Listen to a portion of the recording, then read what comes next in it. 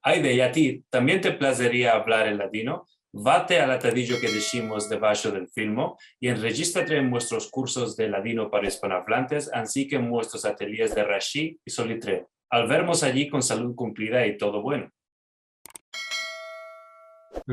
Mashallah. Y dunque, mi tercera demanda, allora, es sobre l'avenir de la lengua, que es un sujeto complejo, seguro. Y dunque me placería saber cuál lo pensas o no pensas que es una demanda que se pueda responder. No sé, ¿cuál te parece? No, no puedo responder.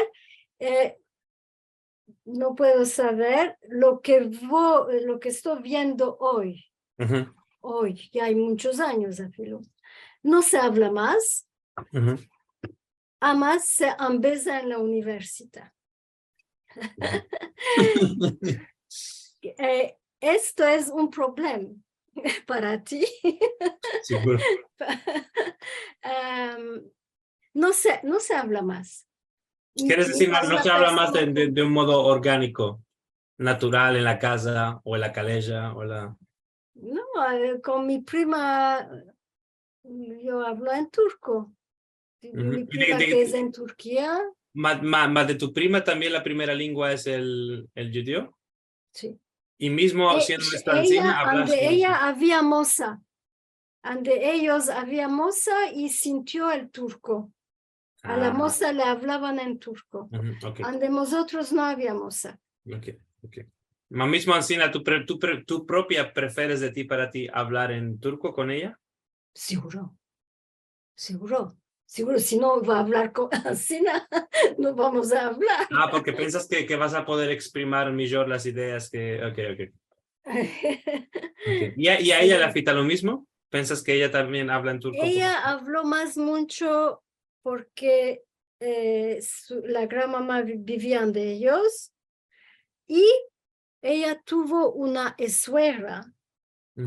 Se casó en Turquía, había de viejos, tenía gran mamá, gran papá, ñaña. Y después su suegra, la madre y el padre de su marido, con ellos, hablaba un poco en judío, un poco en turco.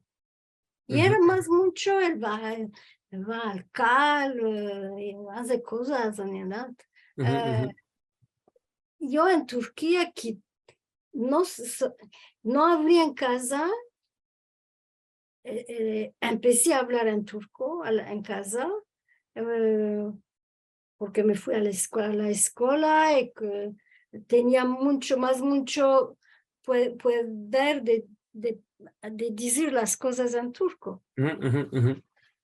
Y hoy en día, ¿qué modo de actividades o ejercicios haces para continuar practicando el latino? ¿Vas a los encuentros del HAT, por ejemplo, o meldas en latino comunidad, o te place el latino 21? No es que no me place. no, ya me place sentir, ya me place. Si tengo una hora para dar a una cosa, me place hacer otra cosa. Que si tú y meldar, no va a meldar en El amanecer o aquí en Jerusalén o...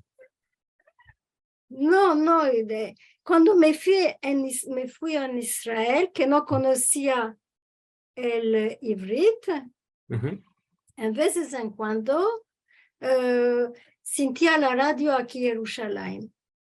No yo, mis amigos, tenía muchos amigos en 63, vinieron muchos de Argentina, muchos para fuir a Argentina. Tenía muchos amigos argentinos que no querían hablar inglés, americano. Okay. Con ellos hablé un español. Es una cosa otra. Yo me afito a filo una cosa muy desagradable una otra vez. Sí. Y cómic, porque estábamos en la radio, estábamos entendiendo la radio en juntos con los amigos. Los amigos, tenía un amigo argentino, Dito, se estaba muriendo de reír porque la radio dijo, la señora Golda Meir está encamada con calentura, que va a decir, en Argentina es un poco más sexy de lo que se dice en judío. Encamada con calentura es Hazina. Sí, seguro. entendí el doble tanto. Como en francés. Sí. No entendía por qué se estaba riendo. Me seguro que se pilló de la risa. Mashallah. Creo que es muy interesante lo que hemos contado.